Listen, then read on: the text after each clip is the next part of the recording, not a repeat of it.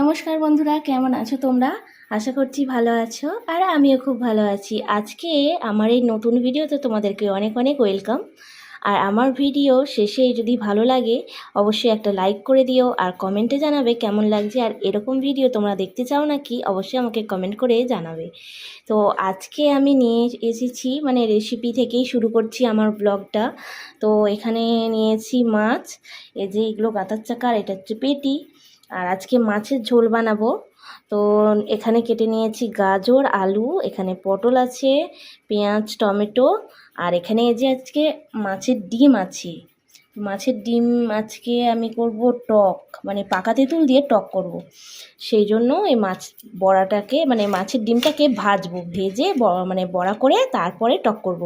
তো চলো রান্নাবান্না আমি স্টার্ট করি, আর আমার ভিডিওটা তোমরা দেখতে থাকো। আবার পরে দেখা হচ্ছে রান্নাবান্না করতে থাকি।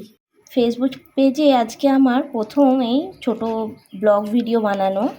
তো সবাই আমাকে একটু সাপোর্ট করো, আর আমার ফেসবুক পেজটাকে অবশ্যই পেজটিকে ফলো করতে হবে, তাই না? আজকে প্রথম, তাই জন্য ভুল ত্রুটি হয়ে থাকলে একটু মানিয়ে গুছিয়ে নিও।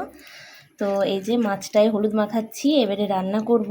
তো রান্না করেই একদম দেখাবো যে কী করছি না করছি, কারণ রান্না করতে করতে ভিডিও করাটা অসম্ভব ব্যাপার। তাই জন্য রান্নাটা করে নিয়ে তারপরে তোমাদেরকে দেখাচ্ছি রান্নাবান্না কি করেছি।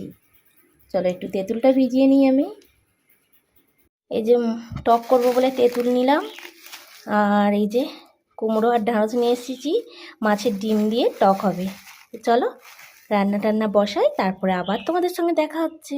বন্ধুরা, ভাত খেতে বসে গেছি। রান্না বান্না করার পরে আর দেখানো হয়নি কি রান্না হয়েছে। যে মাছের ঝোল হয়েছে, এটা হচ্ছে পেটি, আর এটা হচ্ছে গাদার চাকা, পটল আলু মাছ দিয়ে ঝোল। আর এই যে হচ্ছে তোমাদেরকে বলেছিলাম যে মাছের ডিম দিয়ে টক হবে, ঢ্যাঁড়স আর কুমড়ো নিয়ে আসলাম। দেখলে ভেবেছিলাম প্রথমে এমনিই করব, কারণ ছিল না কুমড়োটা আর ঢ্যাঁড়সটা, নিয়ে আসলাম, নিয়ে এসে আর করে ফেলেছি। আর এই যে এখানে আছে কুলেখাড়া সেদ্ধ। কুলেখাড়া সেদ্ধটা খুবই ভালো খাওয়া, মানে খাওয়া খুবই ভালো শরীরের পক্ষে।